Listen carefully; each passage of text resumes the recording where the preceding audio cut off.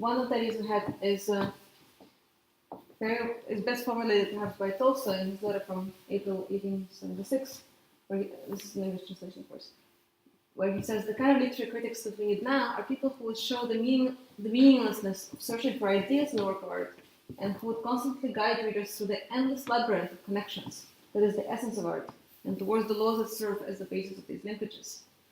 A similar idea was expressed by Andrei Markovich, a very prominent translator of the Russian classical canon into French, who says meaning is organized around a certain number of words or expressions. The translator, according to him, has no right to touch. So say the translator is translating a book, she works usually sentence by sentence. I have a sentence here, I'm trying to find the equivalent here.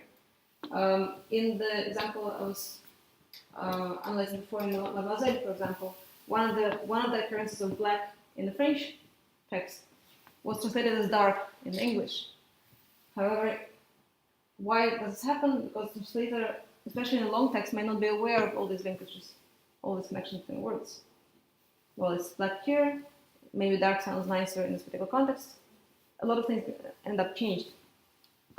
This, I would like to argue, affects the translation.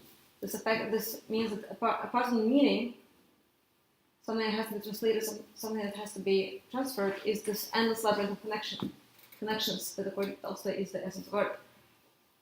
This is a series, basically. I love when speaking of series. So how do we find this labyrinth of connection? How can I approach it? In the long text, I think the only way really to approach it systematically has to be quantitative.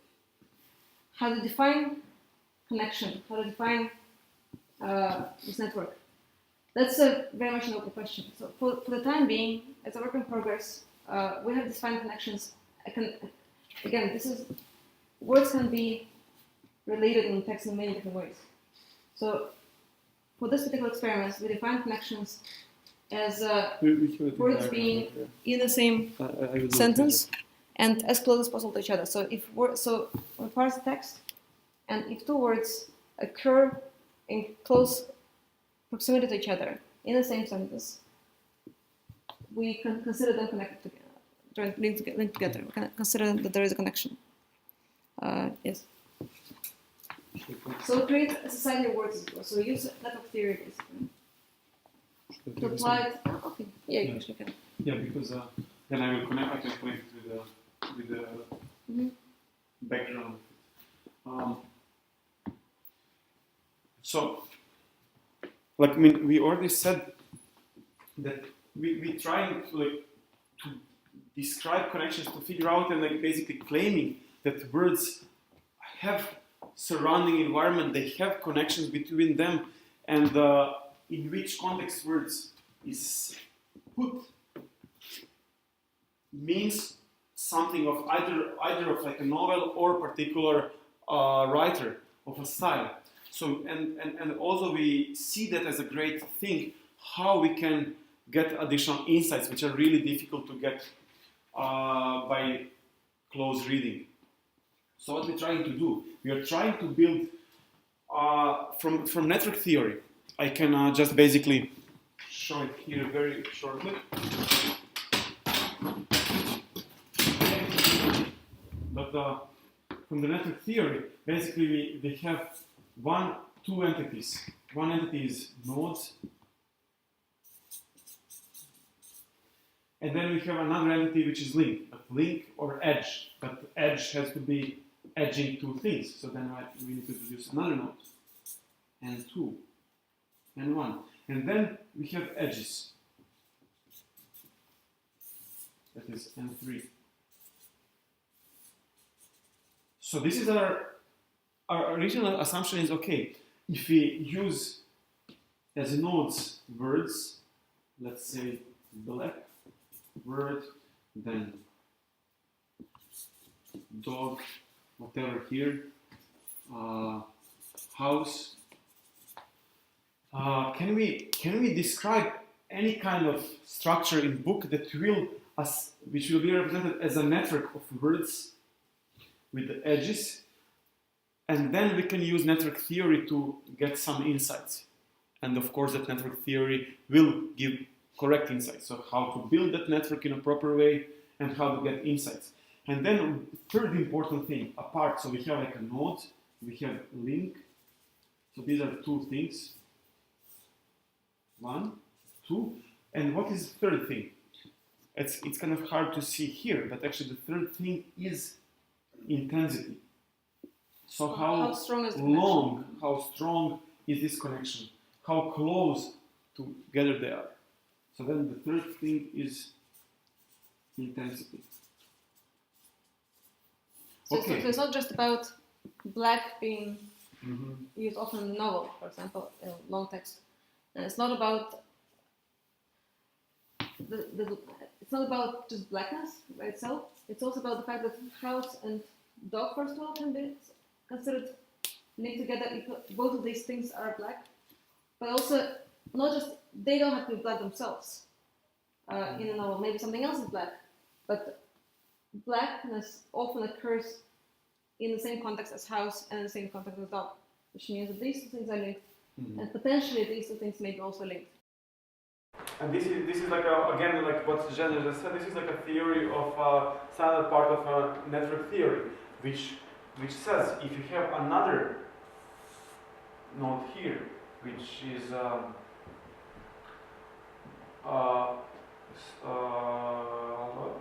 sorry, yes, whatever can be here, we basically see suddenly, these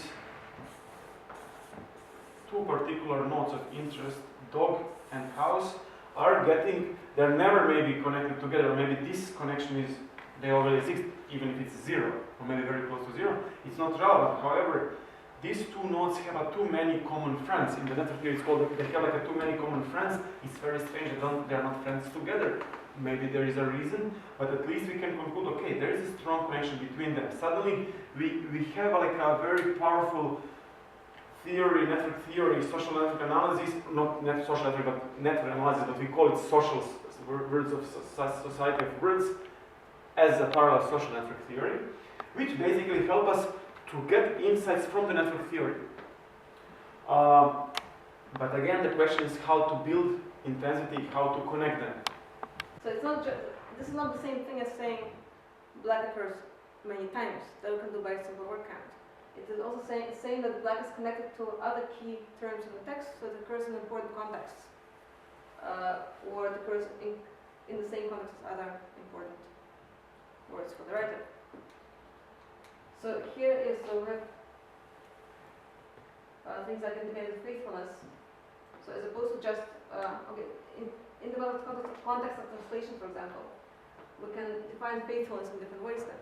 It's not just did you transfer the meaning correctly from this sentence to this sentence. It's also did you preserve the patterns in the text.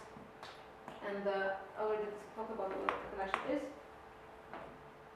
Yes, and another thing that this enables us to do is to define groups of interest. For example, we can just create a network of what's important in the text, how these words correlate. It's huge. So how to narrow it down? For example, we want to see what words correlate with certain characters in the text. So we do what we call name entity recognition. So I make a list of characters in the text, say Lalita, Law, Dolores, it's all the same character. We create a single node of those things. We unify all different occurrences which are one. We create a single node of all these things, which is that person, and we see what words often occur in the same context as that person. This gives us much more specific information than just an overall network. Or we take a topic, use WordNet for that. Well, by the end of the word and then the beginning, so all partial, or you can make. Yes, we can use lemma, or we can use lemma parsing before that. Then actually we are free, and basically that's what we are doing. We just kind of use lemma, so then we can clean those that noise. And we see, so for example, with Anna Karenina, we saw that most important words linked to Anna Karenina, all the ways that she was referred to were to do with seeing. Something I wouldn't have seen otherwise, but there's a lot of seeing going on in relation to that character. Yes. Yes. We don't have too much time left. Okay. Okay, then I will just give a hint how we are doing this calculation. So there are, Sorry? Yes. Love this camera. so there are two diagrams that are working in parallel. As you can see, this is like Santa Claus, etc. That was actually created for MLA 2014, and it was created during the Christmas. So that was inspiration. But what we can see, we see that we have a sequence of words in one sentence. Yellow submarine, yellow Santa, green Santa King. So this is just few chunks from whole sentence, but which are relevant for our observation. So then actually what is interesting for us here, we are starting actually building network, something like that we show here. We started building it. How? That's another question. But what we have here, we have different nodes, and we are making connection between them. And what we actually, the zero, this most simple approximation, which works well for us. Then later, if we want to change, we can change it. But actually, what we see, let's say word yellow, which is, or word yellow, if you can have imagination. Yes, then actually we observe words next to it. And as further it is, there is a lower correlation, as you can see here. So this is like a, this is the main word, and then other words that are surrounding it in the sentence are weak in connection, and the strength that is getting weaker up to the minimum level that we want to have inside of the sentence. And then at the end of the sentence, it drops to zero. So inside of the sentence, we have some that's the outside. We assume approximation if there is no correlation. We can introduce it later. And sometimes it will be really interesting if you want to do comparison across sentences. However, then in the rest of the words in the sentence, we have like a minimum. We don't want to get to the zero. And here is a mirror. And then basically we go through whole text, we find words, we find correlation, we find intensities for each word, calculate, and then this link intensity is actually normalized sum of all occurrences of these two pairs, because it, of course, can be much more than one black house. That's how we calculate. Good. However, what is a good thing, as Zhenya mentioned here, that we have like dwelling. It is a lot of words under this kind of umbrella term. Or if you have a names, there are again more words. However, that is not all. We can say, okay, now we are interested actually just for dwelling in the context, for the network only consisting of dwelling and surrounding words, neighbor words. Dwelling is like anacarena or like a lead. It's a meta node that includes all kinds of dwelling. So then suddenly we have different categories of nodes. We have a regular node. We have node of interest. This is blue one. This is either Karenina or horse or house or some dwelling. Then we have nodes that we want to keep. Which nodes we want to keep? We want to keep nodes that is like a direct neighbor of node of interest. Okay? That is good.